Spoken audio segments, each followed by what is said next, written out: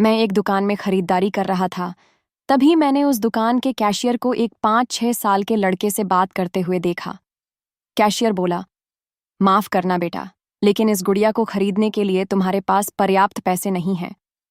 फिर उस छोटे से लड़के ने मेरी ओर मुड़कर मुझसे पूछा, अंकल, क्या आपको भी यही लगता है कि मेरे पास पूरे पैसे नहीं हैं?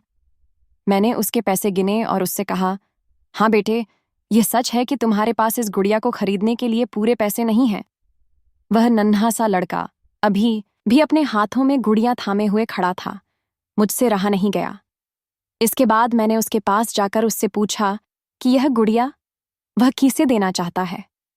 इस पर उसने उत्तर दिया कि यह वो गुड़िया है जो उसकी बहन को बहुत प्यारी है और वह इसे उसके जन्मदिन के लिए उपहार में देना चाहता है। यह गुड़िया पहले मुझे मेरी मम्मी को देना है, जो कि बाद में जाकर मेरी बहन को दे देंगी। यह कहते कहते उसकी आंखें नम हो आई थीं। मेरी बहन भगवान के घर गई है और मेरे पापा कहते हैं कि मेरी मम्मी भी जल्दी ही भगवान से मिलने जाने वाली हैं। तो मैंने सोचा कि क्यों ना वो इस गुड़िया को अपने साथ ले जाकर मेरी बहन को दे दें। मेरा दिल धक्का सा रह गया था। उसने ये सारी बातें एक सांस में ही कह डालीं और फिर मेरी ओर देखकर बोला, मैंने पापा से कह दिया है कि मम्मी से कहना कि वो अभी ना जाए, वो मेरा दुकान से लौटने तक का इंतजार करें।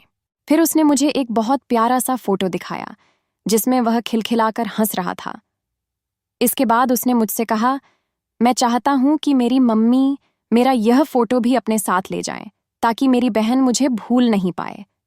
मैं अपनी मम्मी से बहुत प्यार करता हूं और मुझे नहीं लगता कि वो मुझे ऐसे छोड़ने के लिए राजी होंगी, पर पापा कहते हैं कि उन्हें मेरी छोटी बहन के साथ रहने के लिए जाना ही पड़ेगा।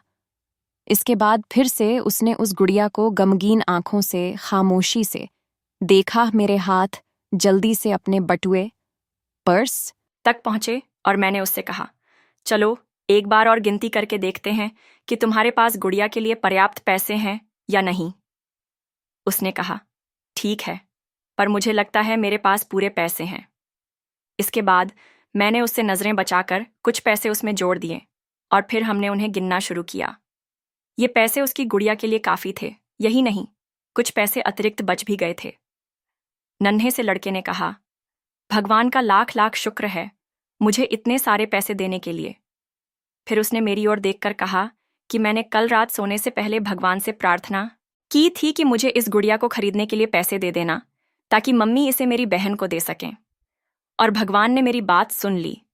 इसके अलावा मुझे मम्मी के लिए एक सफेद गुलाब खरीदने के लिए भी पैसे चाहिए थे, पर मैं भगवान से इतने ज्यादा पैसे मांगने की हिम्मत नहीं कर पाया था। पर भगवान ने तो मुझे इतने पैसे दे दिए हैं कि अब मैं गुड़िया के साथ साथ एक सफेद गुलाब भी खरीद सकता हूं। मेरी मम्मी को सफेद गुलाब बहुत पसंद है। फिर हम वहां से निकल गए। मैं अपने दिमाग से उस छोटे से लड़के को निकाल नहीं पा रहा था।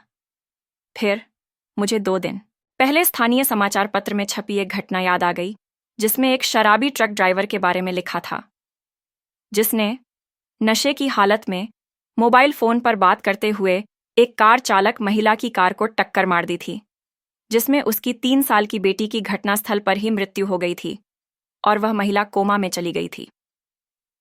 अब एक महत्वपूर्ण निर्णय उस परिवार को ये लेना था कि उस महिला को जीवन रक्षक मशीन पर बनाए रखना है अथवा नहीं, क्योंकि वह कोमा से बाहर आकर स्वस्थ हो सकने की अवस्था में नहीं थी। क्या वह परिवार इसी छोटे लड़के का ही था? मेरा मन रोम रोम कांप उठा। मेरी उस नन्हे लड़के के साथ हुई मुलाकात के 2 दिनों बाद मैंने अखबार में पढ़ा कि उस महिला को बचाया नहीं जा सका।